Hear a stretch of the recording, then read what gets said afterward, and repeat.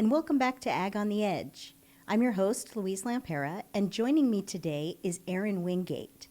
Eryn is an agronomist, one of a growing number of scientists that are changing the agricultural industry, bringing a knowledge of biology, botany, chemistry, genetics, and more into agricultural operations and practices. We're so excited for today's conversation.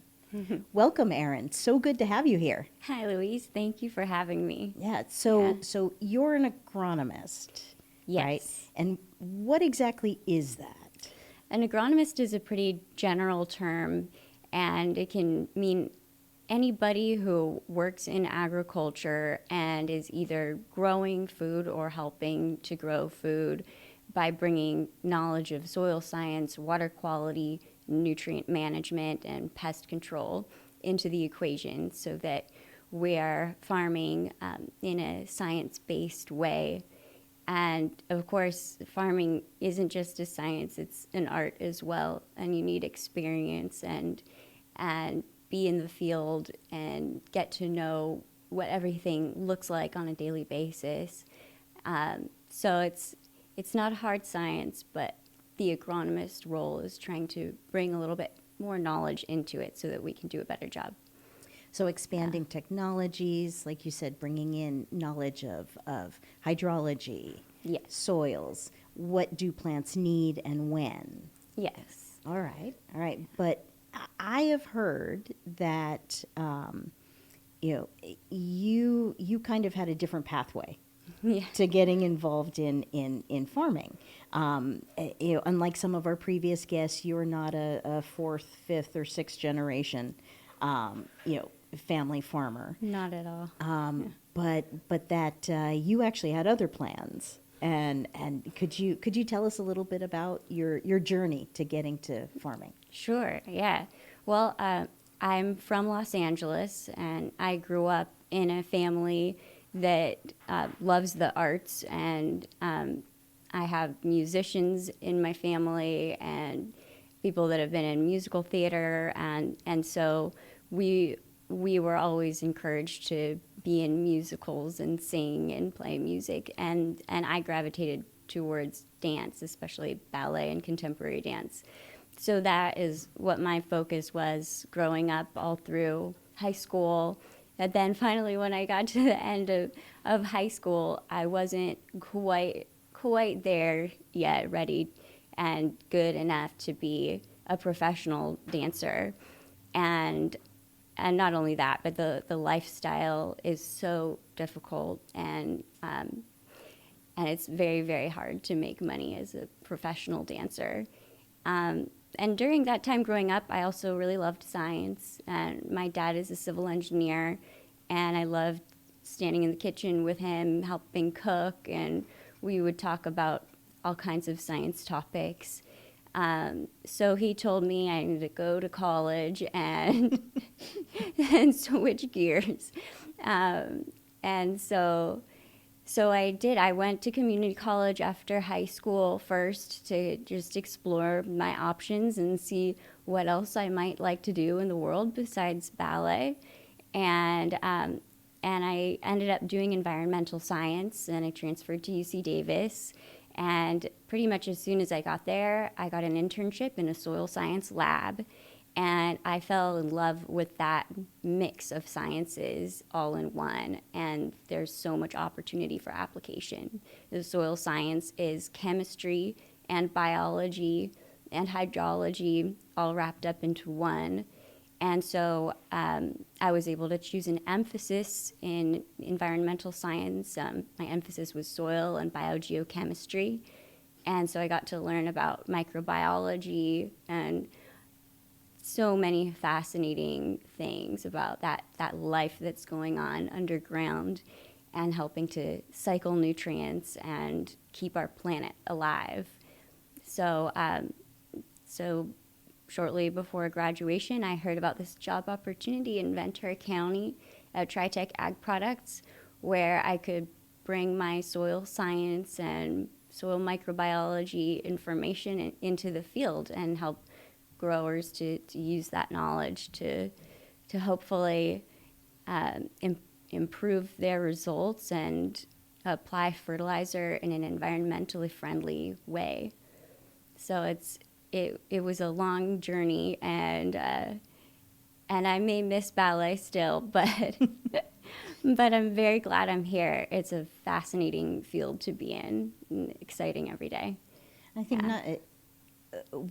What's fascinating to me is that, you know, hearing how you entered into farming again without having, you know, like a family farm that had been passed down for generations, but yet what you do, it directly contributes to and supports the production of food here in Ventura County.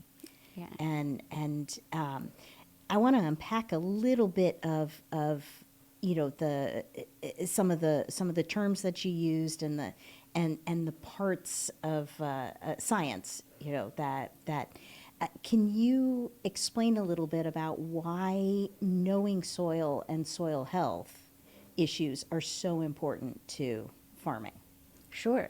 Well, plants need an environment to grow in that that's optimum for them. So the plants are taking up the majority of their nutrients from the soil. We as humans are eating our foods, our breads and protein sources, and that's giving us the essential nutrients that we need, like nitrogen and phosphorus and potassium. And we take in those nutrients, and they're building blocks for us to grow our bodies and provide our energy throughout the day. Plants are getting their energy from photosynthesis, from the sun, but all of the other nutrient building blocks that they need to grow their structure, they're absorbing those from the soil. So all of their macronutrients, we call them, nitrogen, phosphorus, potassium, calcium, those are all being absorbed through their roots in the soil. And the roots need a happy place where they can grow and expand freely. They also need oxygen to survive, and they need the right amount of soil moisture because those nutrients are absorbed with the water that they're taking in through the roots. And so having a happy soil environment is really key to the crop's health. And there's a lot to learn about it. Ventura County has many different soil types, and some have a lot of clay, and they're sticky and heavy.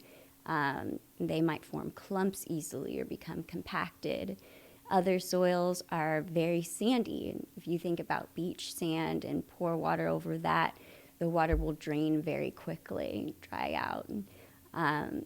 And then there's the Goldilocks soil type, the loams that are kind of fluffier, and they have lots of organic matter. It's providing plenty of nutrients that are stored there, but then also pore space for those roots to get the air that they need as well. So I'm bringing in some of this soil science knowledge so that I can make recommendations to improve that soil quality, or soil health, as people have probably heard that buzzword. So that's pretty much what I'm trying to do, is improve the soil quality or protect it. Yeah. So can you describe a little bit, you know, like how do farmers approach you? How does this all work? How does the knowledge for how we give plants what they need and want get from your head out to, say, the Oxnard strawberry fields? Sure. Well, I work for Tritech Ag Products. We're a full-service retail and application company, so we sell fertilizers and amendments and pest control materials. And so I'll work with customers and, say, a strawberry grower. We form a working relationship, and everybody kind of needs different levels of involvement from me, but one typical arrangement is they want suggestions or recommendations for fertilizer or for soil amendments. So the first thing I do is go out and get a soil sample, or have my coworker go and get a soil sample and a water sample, and we send those to a local laboratory. And then I look at the results, and I can see what is the soil pH, what's the soil salinity, what are the concentrations of the different nutrients. And then I can go out and look at the field and assess it by touch and feel, and how does it look, and ask the grower what their experiences have been. Are there any areas of the field where there are issues? And then I take a look at what crop they're growing, and there's lots of information available on crop-specific nutrient requirements. So then I come up with a plan to address any issues that there are in the soil, and I can come up with a list of fertilizers and application rates and timings to provide what that crop needs when it needs it. So we're trying to be as efficient as possible. Okay, because I think, there's a general perception out in the public that a farmer would just place an order, say, for whatever generic fertilizer there may be, right? Similar to walking down the aisle at one of the big box stores and, loading up your cart with generic fertilizer, and then just go out and apply it, on a Tuesday, because Tuesday was the day that he was free. Or Right. she was free. Yeah. But what you're saying actually is that it's very different, that it's very calculated. Yes. And soil dependent, Yes. which it would also be, I think, field dependent, right? And crop dependent. Absolutely. And so how can we best describe, so that the general public understands that everything is based on timing, everything is Yes. based on. Well, you're talking about going into the store and just loading up fertilizer, and I'm imagining maybe my grandmother or other family members that like to garden and go to Home Depot and you buy the Miracle Grow, right? Exactly. And you just give it a few spoonfuls. It's not like that at all. It's much more prescriptive in commercial agriculture. It's a lot more like if you want to be a fitness competitor, you are weighing out every meal. You need your 4 ounces of protein and your 100 grams of brown rice and a half a cup of broccoli. That's the situation we're dealing with in the field. So I know that I want to apply, say, 200 pounds of nitrogen to the strawberries. And I know that during the first 6 weeks to 2 months, those plants are not going to be taking up very much nitrogen, and then nitrogen uptake will increase in a linear fashion. And then when the strawberries are in their peak growing period, peak production, they're taking up a pound of nitrogen per acre per day. And then I need to factor in how efficient is that nitrogen uptake. And so I'm making very careful calculations so that I'm applying exactly the right amount of N per acre per week. And that's a very iterative process. We are out there in the fields all the time looking at the plants. We can even test the soil for nitrate levels in season, doing what we call a nitrate quick test, using a test strip. And so we can take a look at how concentrated the nitrogen is in the soil and whether that's enough to support growth, or whether we might have a little bit too much at that time, and then we can reduce our nitrogen applications for the next couple of weeks. So we're being as careful as we can, and the nutrients are an investment, right? Customers, our growers, they don't want to spend money on fertilizer they don't need. And they are also very aware of protecting the soil. It's not going to help the plants to over apply the nutrients. And so everything is calculated for the most part. I mean, I'm sure there are some that are less calculated than others. And then once you understand the crop and know your soil type, you can get into a pattern with it, and you know what that needs. Just like if you're on a diet and you know what 4 ounces of chicken look like, you don't have to weigh it every single day. But there's a lot of knowledge out there that's crop specific and soil type specific, so that people are doing a better and better job at just applying what's needed rather than throwing on all the Miracle Grow. Yeah. Much more highly and tightly controlled. Yeah. Than I think what most people realize. Yeah. And and some of that, I'm sure, goes to the economics, like you were saying, of ag operations, where these fertilizers cost money. So how do we apply them at the best time in the right rates and maximize the return? But it also, I think, speaks highly of farming's history and belief in taking care of the land. But now with using science to help us get there.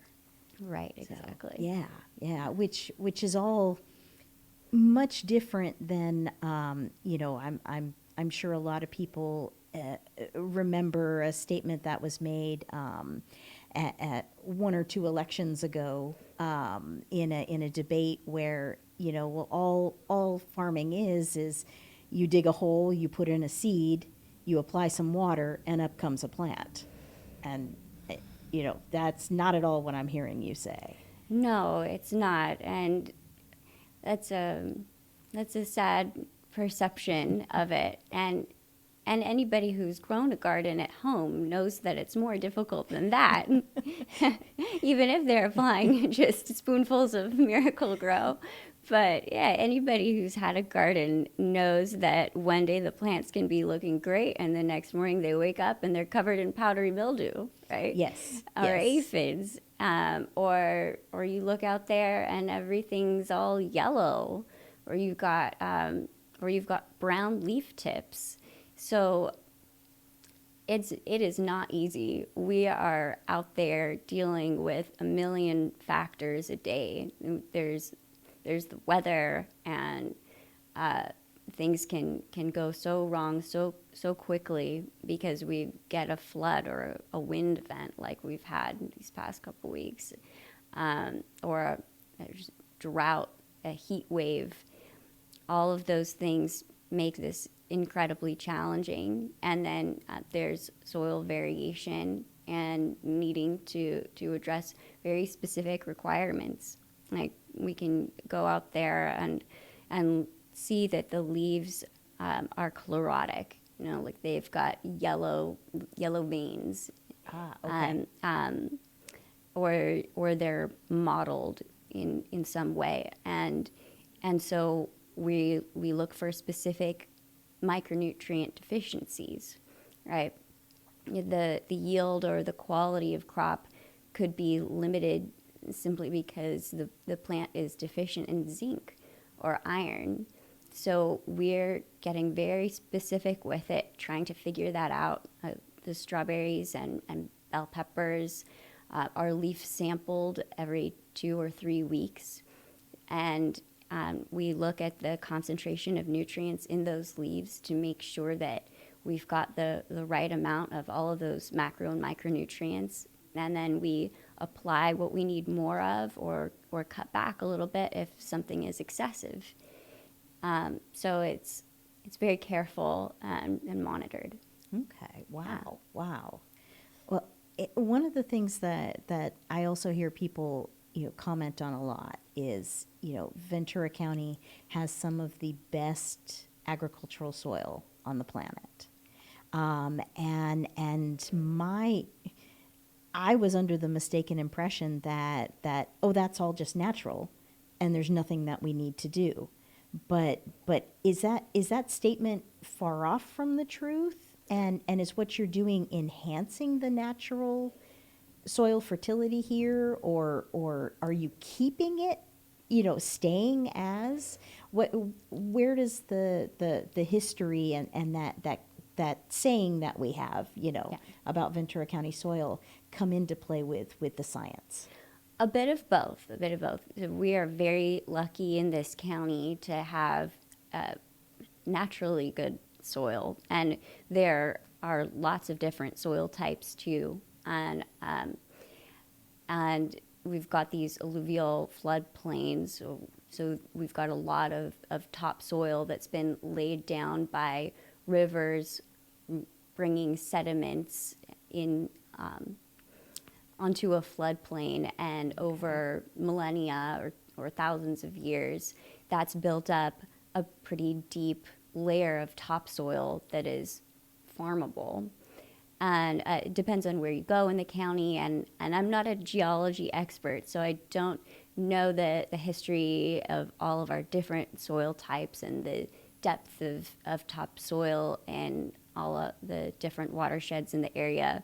But we do have very good soil naturally in most places, and what we need to do is continue to protect it. And I think that our biggest issue with soils here that I need to come in and help with is soil salinity. And some of that would occur naturally because we're in a Mediterranean climate, and when we've been through a long drought and there hasn't been a lot of rain, those salts haven't gotten the opportunity to wash down the soil profile. So we're naturally going to get some salinity building up. But it is worsened by agriculture. We're applying fertilizers all the time, and so we'll have more salinity buildup than would probably occur in a natural setting. And soil is damaged. Damaged may be too strong a word, perhaps, but we're tilling all the time, and that's disturbing soil microbial communities and disturbing the soil's natural structure, and so that can degrade the quality of the soil and its ability to support plants over the long term. The soil needs to retain a structure so that there are what we call soil aggregates, which are kind of clumps of the soil mineral material with pore space in between. Like I talked about earlier, those roots need oxygen to survive, and the pore space is where the water flows through. So we want even water distribution, and we want to leave room for air. And so tillage disturbs that, and over time can lead to compaction and other issues. And so we need to think about how we can alleviate some of that pressure and alleviate some of the soil salinity that it's naturally going to build up. But we're very lucky here that the soil types that are here are very high in nutrients and calcium. Since we're in this Mediterranean climate, soil weathering occurs more slowly than in, say, a tropical area. If you go to tropical locations, the soils are going to be older and leached and weathered. They're not going to hold as many nutrients necessarily. Maybe that gets a little bit too technical, But we've got soil types that have a good capacity to hold nutrients, and they're already pretty rich in calcium and potassium, what we call the cations, magnesium, and mostly we've got plenty of phosphorus as well, although that can be not as available to plants because of the higher pH of our soils. But in general, we have a great starting point, and then we just need to make sure that we're protecting it and supplying the nitrogen that plants are using so much of. Okay. Okay. And I know that there are farmers here in the county, across the nation, but focusing on Ventura County, which you were talking about, the tilling and how do we preserve, our soil health, Yeah. so to speak. And that makes me think of, some of the recent focus around regenerative agricultural practices. And is that something that agronomists are also studying and trying to find that, how do we use some of those practices but bring the science of, because I would imagine, cover cropping, the little I know of regenerative agriculture, right? There's some cover cropping, there's no-till, there's mulching. But how do you get those to take care of soil health at the same level of precision of what you were describing? Yes. Well, there's a lot to unpack Yeah. there. Well, first off, yes, regenerative agriculture that has become quite a buzzword, Yes. right? And it means different things to different people, but it means that the agriculture that you're doing, the practices that you're using, should be building up soil. That's what regenerative means. Okay. Those practices are supposed to lead to regenerating the soil, and so in order to do that, the major thing, kind of the turnkey, is building soil organic matter and sequestering carbon in the ground. So the goal is to grow a microbial community, and those microbes are storing carbon and other nutrients in their bodies. And as one population dies off, they are decomposed by the incoming generations. Okay. And as that decomposition occurs, some of that carbon will be released back into the atmosphere as CO2 due to their respiration. But some of it will stay in the soil. That's what sequestered is. It will become part of this longer-term organic matter, and we call it fixed. And in our climate here, fixing that soil carbon is difficult because we don't have as much rain, and we're more likely to lose more of the carbon to the decomposition, and it'll blow off as CO2. And we don't have a long enough period of time when our soils are cold and wet to get the same carbon fixation that you would see in the Midwest. And also that carbon fixation takes time where the soil is not disturbed by tillage. And that's difficult here as well, because part of what's great about agriculture in Ventura County is that the weather is great all the time, and one field can turn out 3 or 4 crops in a year.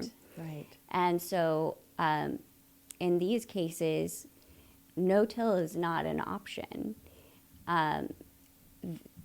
There may be people who might want to try minimum tillage at some point. I'm not sure, but when you're growing fresh vegetables, field cleanliness and food safety is a huge concern, and you can't have partially decomposed organic material from the previous crop in there that could cause more pest damage and more mildew or possibly food safety issues. And it's just a lot more difficult to do those soil health practices here in Ventura County than it is on a different cropping cycle in the Midwest. Okay. I'm glad that you tied it into food safety regulations, because like our listeners, one of our previous episodes was Lisa Tate, who is a farmer in the Heritage Valley area, and she described some of her challenges with the food safety laws. And I think it's something that definitely had never even occurred to me that, no tillage, allowing for previous crops to decompose and rot, it may be violating those considerations. I don't know specifically what the regulations are around that no-till, but that's not done in vegetable production here. I don't know how much that would have to do with food safety necessarily,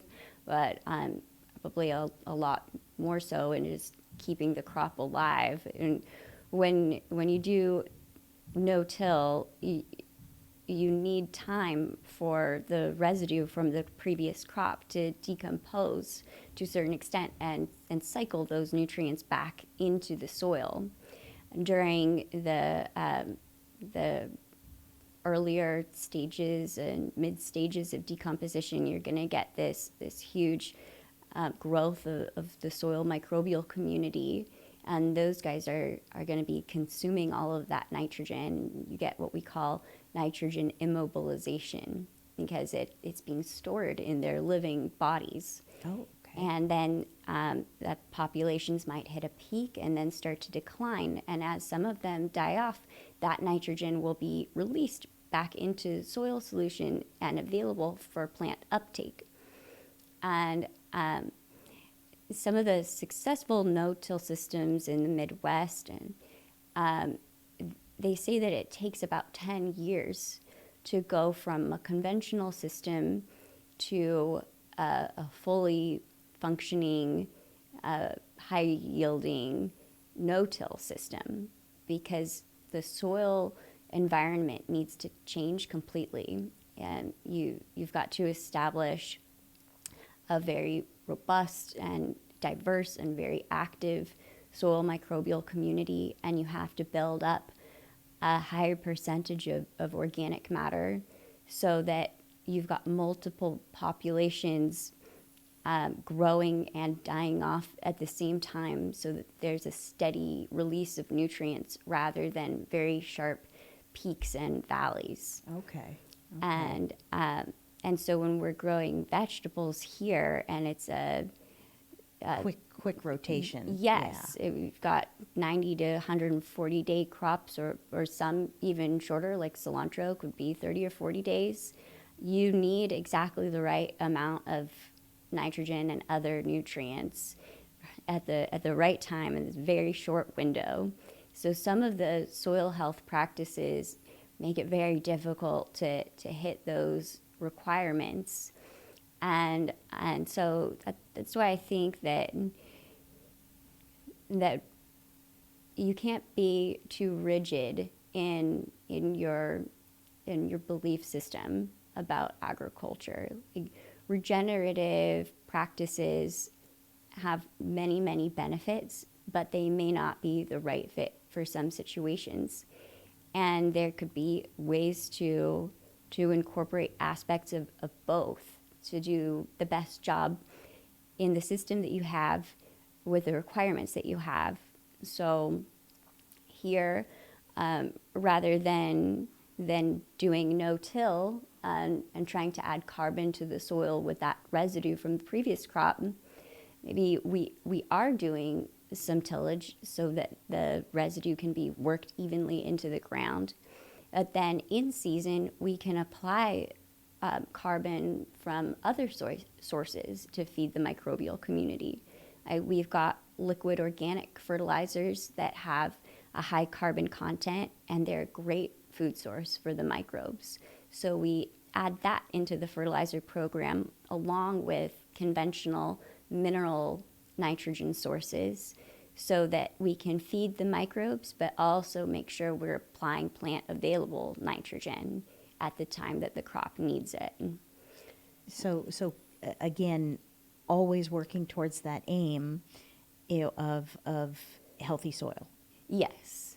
Yeah. For the Yeah. conditions for the crops that are in the ground or will be in the ground in that particular location. Right. So, well, I wanna switch a little bit to another buzzword, Okay. organic. Yeah. And I hear a lot, and now given my what I do, career wise, I hear from a lot of people, or I'm stopped by people who ask me the question of, well, why doesn't Ventura County just switch to all organic? Wouldn't that save the planet? And so I'm throwing that question to you. The science of it Yeah. organic versus what we would term conventional farming. Right. What does it mean? And yeah, can we just switch? Yeah, it's a hard topic, and I'm from LA, and most of my friends and family want to eat organic fruits and vegetables, and they've got a fear of pesticides, and I can understand that. But organic is not the end all be all savior, and it's very difficult to do.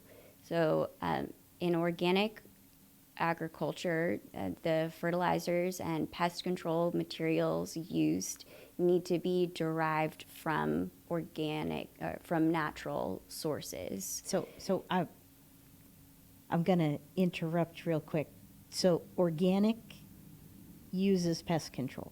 Yes, organic fruits and vegetables, organic crops are also sprayed with pesticides. They're just organic approved pesticides, meaning they're made from naturally sourced materials. Nothing is synthetically derived. Okay. But that said, they are still pesticides, and they are still sprayed with the same equipment. And they are still potentially dangerous, I'm guessing. Yes, they could be. And that said, most of them are gentle and probably safe, but they aren't tested quite as much. And with the conventional pest control materials, there are very strict rules about how to use them, and those rules are enforced rigorously. So those materials have to be sprayed in a very specific quantity, and there are limits to how many applications can be made, and there are rules about, well, if you apply it on this day, how many days do you have to wait until the crop is harvested or until workers are working in the field. And there's lots of data and testing that's done to make sure that those materials are very safe for humans to consume. And many of those materials have broken down and are no longer present in the crops that we're eating. And so that rigorous testing, for me, it makes it feel safer sometimes even than organic. And organic is sprayed just as often, maybe sometimes if not more often, because those pest control materials, they don't always work as well. And so I think that people's fear of pesticides is understandable given what they see in the media. but I think that they can have more faith in what we're doing, and trust in our DPR in California is the best anywhere, right? DPR being the Department of Pesticide Regulation. Right, here at the state. Yeah. they are really regulating us so much. So I think that we can trust that we are growing foods incredibly safely here. We're probably growing the safest foods in the world, and the organic practices. If you went out to a field today, you probably wouldn't be able to tell by looking at the fields which ones are organic and which ones are conventional. They're all tilled the same. They're sprayed. They're just sprayed with different materials. And the organic materials, like I said, they don't usually work as well as the conventional materials. And so those organic crops require a lot more resources in order to produce the same amount of food. And the same goes with the fertilizer. While those organic fertilizers are providing really good things for the soil, they're adding carbon and amino acids, and they're giving food for microbes and food for the plant. And I think that part of it is fantastic, but it makes it so that not all of those nutrients are necessarily going to be in a plant available form when the plants need it. As if you apply a fertilizer that's made from an organic source, like we've got pea protein hydrolysates, right? And we've got fish emulsions and other materials that are made from animal or plant sources. That's still in these carbon compound forms. So the microbes need to take that material and decompose it to release the nitrogen that's in there. So we call that nitrogen mineralization. And once the microbes have done their bit of decomposition work, then the plants can absorb that nitrogen. But the amount and timing of that nitrogen released is dependent on the soil microbial activity, their population dynamics, and that's very difficult to predict. Isn't that dependent a bit on like temperature, weather, Yes. humidity, things like that? Yeah, it's dependent on soil temperature and soil moisture. It's also affected by the soil's texture, all kinds of things. So it's hard to match up plant demand with nitrogen availability or other nutrient availability. Yeah, you wouldn't, it sounds like, necessarily, or there would have to be some additional calculation and additional maybe buffer. Yes. Rather than going out and testing a leaf for what appears to be the mineral deficiencies, like what you were describing, in a plant, you could not then immediately address that plant's deficiencies and needs. Yeah, so we need to apply more in organic agriculture. We often do need to apply more fertilizer and more pest control because it just isn't working as efficiently. And so it's very resource intensive, and it takes more land and fertilizer, pesticide, sometimes water than it does for conventional to produce the same amount of food. And so in some ways, conventional can be more sustainable than organic, because in organic, you may be doing all these great things for the soil by adding carbon-based fertilizer sources, but then if you've used all of those resources but you can't produce the crop, then that that's hurting everybody. And you are still tilling in that system. And in a conventional system, you can apply some of those carbon-based amendments still. But you're still allowed to use the mineral nitrogen fertilizer. So I wish I could see a system that had a heavy emphasis on fertilizers to build up soil quality. So kind of like if you were to start with an organic system, but then I'd like to be allowed to use a little bit of mineral fertilizer when I need it. To fill in for the deficiencies as they happen. Yes. You know, it was drier than what we anticipated, or maybe wetter. I'm not sure how soil microbes work, but so that we didn't get the breakdown from the big compound fertilizer to the available nitrogen. So we need to tweak it. Right. At that moment. Yeah, so let's say the soil temperature is really cold and the organic fertilizer isn't mineralizing into the plant available form. Well, then let's apply a little bit of mineral and to meet that need. But in organic, you're not allowed to do that. Everything has to be in the organic source, so it doesn't leave that flexibility, and that makes it very difficult to achieve the yields, to keep growers in business, and to be efficient with our land and resources. So that's why I think that the conventional can be much more sustainable, because you're more guaranteed to. You're never guaranteed, but as these recent wind events have shown us. Right, exactly. Yeah. But it's more possible to be consistent with the yield and quality when we've got materials allowed that are effective and specific to the requirements. Okay. You mentioned too more water.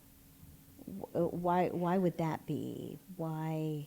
How does organic sometimes require more water?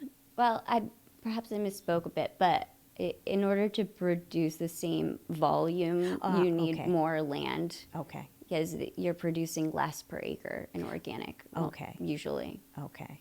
Yeah. And a lot of that less production is because of not being able to so finely tune exactly what the plants need, when they need it, and also to hopefully very finely tune what help they need from pests and other threats. Right. Okay. You know, if you think about when you take yourself to the doctor, if you're feeling sick, and you go to the doctor and they're like, oh, you've got strep throat, let's give you an antibiotic. That antibiotic is specific to the issue that you're dealing with, and you kill that off and feel better, and it's great. With organic agriculture, you can't get as specific, and the materials aren't quite as effective, and so you'll have more pest pressure and more likely to run into nutrient deficiency than you would in conventional a lot of the time.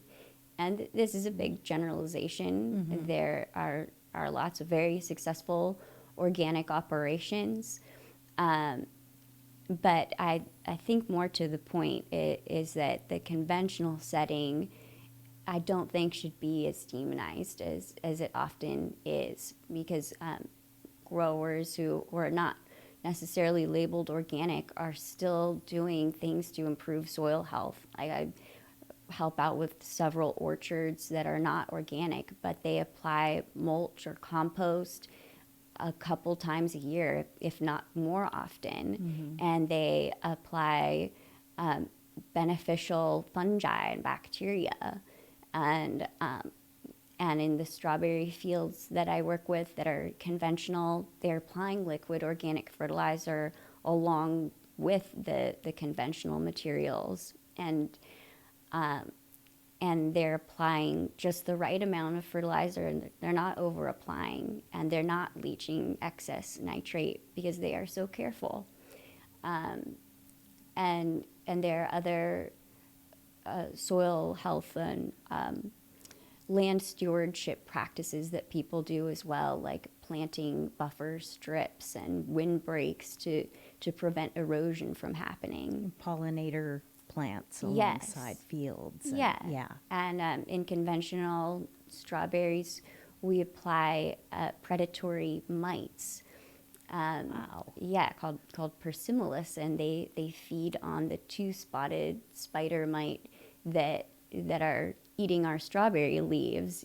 So we're applying all of the tools that we have in order to successfully grow this high-yielding crops. We need to grow as much high-quality food as we can on as little land and resources as we can. And every grower is trying to protect that land that they have and run a good business. And so they are incentivized to be great stewards. One thing that I recently had a chance to see, and I had only read about it, or heard about it, is on a strawberry field, non chemical pest control, where they had a vacuum. The bug vac. Yes, the bug vacuum, and Yeah. that just that was amazing to see the connection between emerging technology and farming. There. Yeah, who So- would have thought you could vacuum Yeah. up the lygus? But when I first started at TriTech, I saw that and it blew my mind. But yeah, that's what I'm saying. There's all kinds of new technology and all kinds of practices that there's no one size fits all. You got to do a little bit of everything to be successful. And that's why scientists like you are being kept so busy, I think, Yeah. with what's going on with day to day, because Mother Nature will bring in surprising things, Sure out will. of left field, and Yeah. yeah. Well, this is a little outside of science, but I would love to get your thoughts, particularly being that you bring some outside eyes. I mean, you're very enmeshed in agriculture today, but with your background and your history and your life knowledge, right? Is that Ventura County, we have a $2 billion agricultural industry. Everywhere you go, you hear people saying how much they love agriculture. Our Board of Supervisors strongly supports the agricultural industry. We even have, some laws and regulations to protect agricultural lands here in the county. But yet, farmers continue to struggle with one, no economic growth whatsoever in this county, running into conflicts with within a lot of our agriculture is up against the urban boundary, and fighting for sufficient water for irrigation and the like. So how do we build more support, not just for our farmland, but for our actual farming operations here in the county? What do you wish, it could be a message taken out to the world to build support for our farmers? I think that people should be more curious about farming and come and learn about it. We're an urban farming county, and so I think it would be better for everybody if the general public knew more about these specific farmers and what they're doing on a day-to-day basis. And I think that farming needs to be humanized a bit. Like doing podcasts like this, where you can see I'm a regular person. I want to protect the soil. I want it to be sustainable for hundreds of years to come, and so does everybody else in this industry. Nobody is here for selfish or greedy reasons. Farming is incredibly difficult, and you have to love it in order to 100%. be in it. Yeah.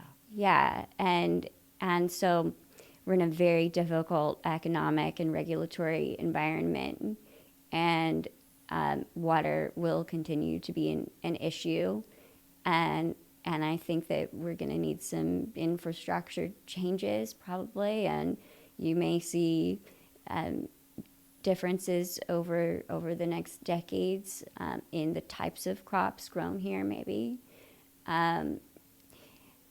But this will continue being an issue for a long time. So I think that the general public should appreciate that the food that we are growing here and work with us to keep agriculture going for the benefit not just of our county but the country and the world. We're exporting the nation's health foods, right? We're growing salads and Fresh fruit, and avocados. Avocados, yeah.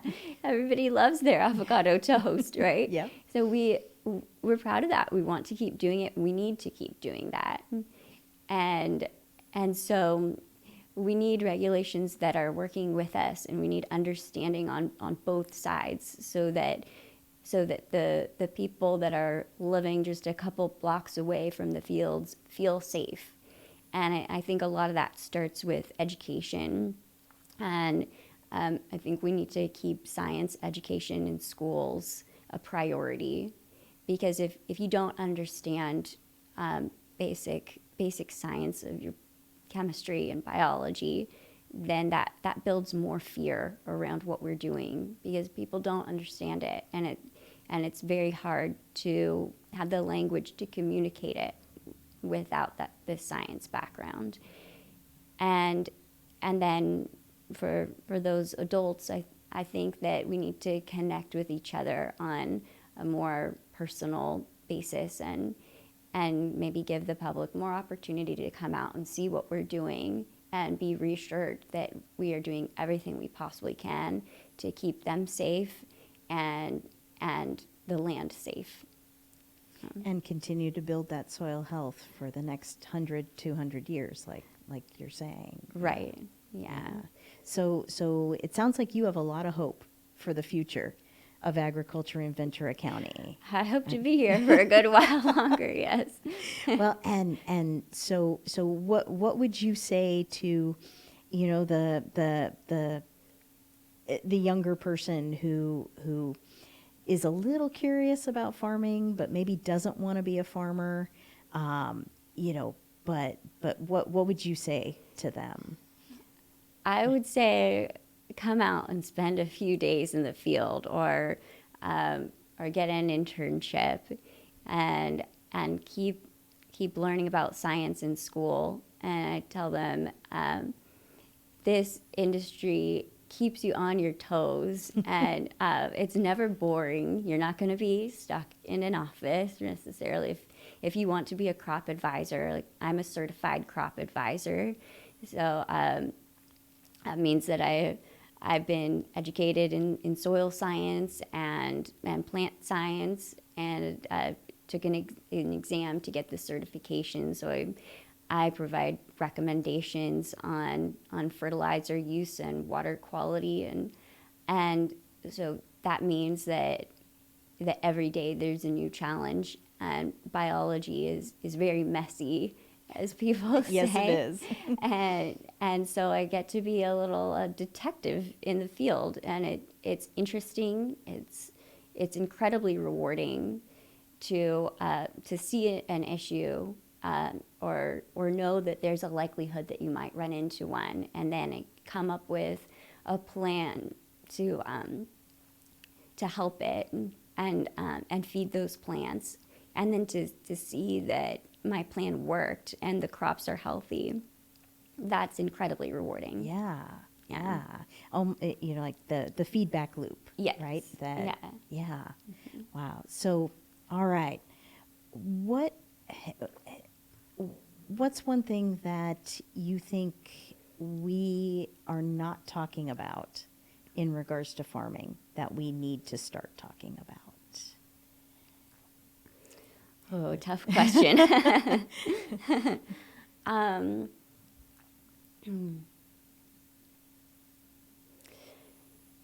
I think the organic issue is organic was first created to be environmentally friendly and preserve our soils and our land. But the tillage is the major factor driving soil organic matter loss and soil quality degradation, and organic alone doesn't solve that. And that's what people are starting to talk about, regenerative. But many of those regenerative practices aren't really applicable in this county. And I don't have the answers to that's very complicated to try and figure out how to preserve soil quality in a location where soil organic carbon is very difficult to fix long term. So this is a science-based question.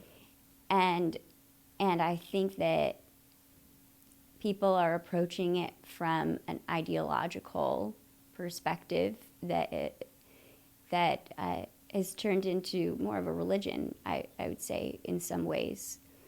And I think that people should talk more realistically about what works and what doesn't, and be more open to trying different things and being open to a combination of conventional practices and organic or regenerative. So I think that we should be more able to discuss organic's downfalls and be honest with ourselves and everybody else about what sustainability really looks like here. What is true sustainability? Well, and it's through the difficult conversations, right? Sometimes the conversations that it seems like we really don't want to have, that we eventually find the solution. Yeah. And so hopefully, this podcast here today and everything you've shared and, will help get that conversation moving more into the mainstream, and with an eye towards how do we solve. I think problem. so. Yeah, so. I sure hope so. And we're not in a terrible spot right now. We still do have great soil quality here, and people work hard every day to protect it. So we're not in crisis mode, but I do have a lot of hope for the future and seeing what we can all come up with as a community. Well, fantastic. Yeah. Well, thank you, Eryn, so much for your time and sharing your expertise and your knowledge and for having this conversation. Oh, thank you, Louise. It's been really fun. Oh. Yeah, I'm glad to have the opportunity to talk about all these hot button issues, and hopefully people are curious to learn more about it. Yeah, well, this has been a fantastic conversation, and hopefully the first of many taking us closer towards solutions. Thank you. Yeah. Thank you. And thank you for joining us for another conversation with Ag on the Edge. Help our podcast reach the widest audience possible. Give us a 5-star review wherever you download your podcasts. Like and subscribe, and be sure to check out our YouTube channel. And we'll see you with the next episode.